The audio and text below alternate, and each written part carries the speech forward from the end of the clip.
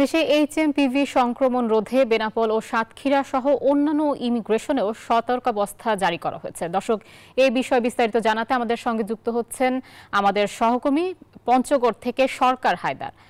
হায়দার, বন্দরে এইচএমপিভি নিয়ে কি ধরনের সতর্কতা জারি করা হয়েছে বিস্তারিত জানাবেন।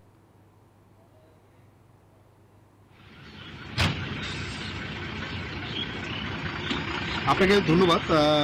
সারা দেশের মধ্যে কিন্তু পঞ্চগড়ের যে বাংলা বান্ধব স্থলবন্দর রয়েছে সেখানেও কিন্তু সতর্কতা জারি করা হয়েছে এইচএমপিভি ভাইরাসের সংক্রমণ থেকে মুক্ত থাকার জন্য। কারণ এটি কিন্তু চতুর্দেশীয় স্থলবন্দর। এখানে বাংলাদেশ, ভুটান এবং নেপাল এবং ভারতের সঙ্গে কিন্তু এই বন্দর দিয়ে বাণিজ্য হয় এবং যাত্রী পারাপারও হয় এখানে।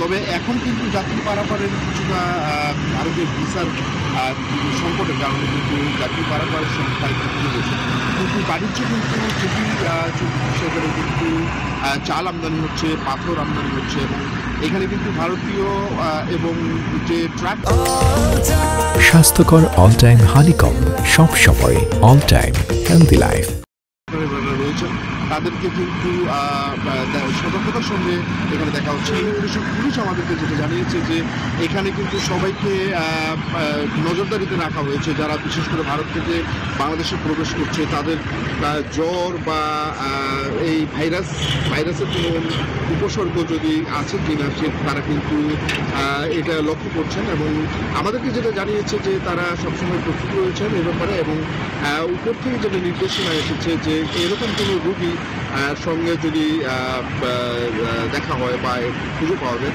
তাহলে তাৎক্ষণিকভাবে তাদেরকে হাসপাতালে এই ভাইরাস নির্ণয়ের জন্য পরীক্ষা করার একটা নির্দেশনাও আছে।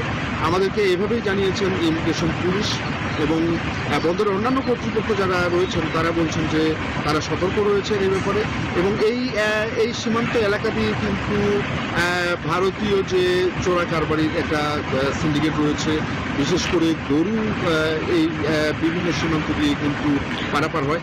তো এখানেও কিন্তু সতর্কতা একটু রয়েছে। তো এই ছিল আমার কাছে সর্বশেষ। আমরা ফিরে যাচ্ছি স্টুডিওতে। সরকার হায়দার, আপনাকে ধন্যবাদ।